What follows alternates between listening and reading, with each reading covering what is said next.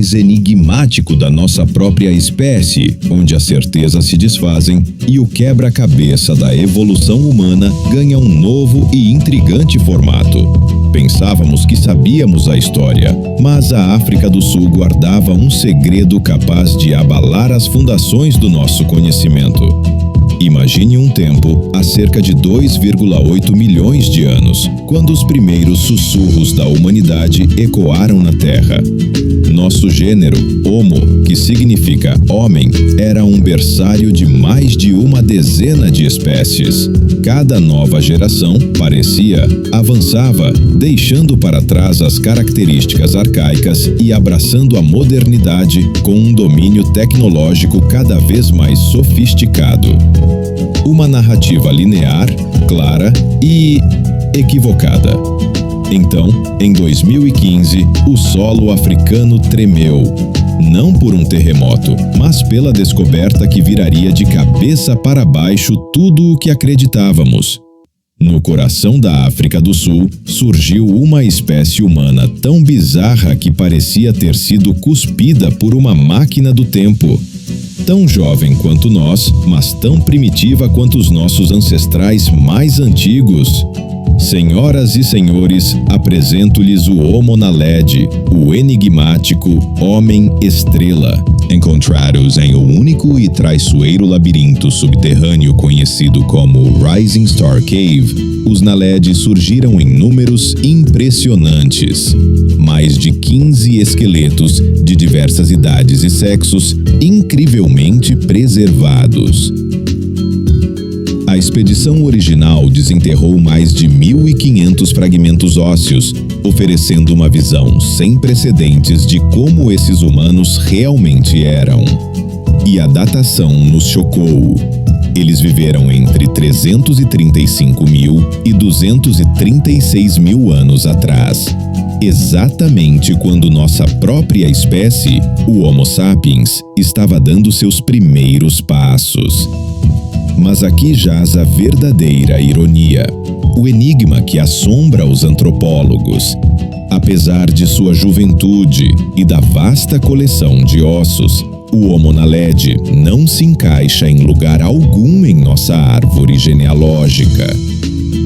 Eles parecem um pastiche de características, uma mistura confusa de nós, de neandertais e de nossos mais longínquos ancestrais. Eram, para seu tempo, surpreendentemente pequenos, com uma altura média de apenas 143 centímetros. Verdadeiros reis e rainhas baixinhos, com corpos esguios e leves como plumas, pesando menos de 40 quilos. Para se ter uma ideia, eram 35% menores que um Homo sapiens típico, tornando-os os segundos menores humanos do planeta em sua existência, superados apenas pelos Homo floresienses, que, por sua vez, eram anões de ilha. Mas os Naledi, na África continental, eram pequenos por alguma razão desconhecida. As suas mãos.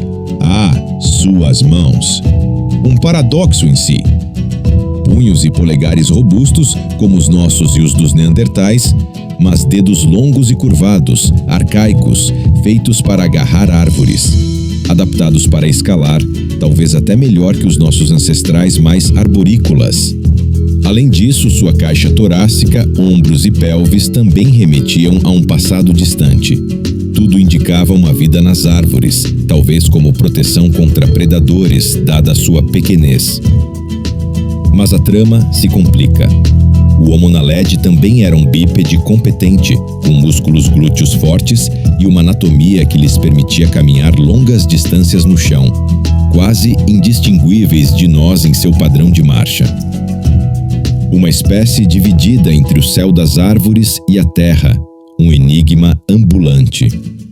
E os dentes, pequenos, mas com esmalte espesso, uma característica arcaica que desafiava a tendência evolutiva.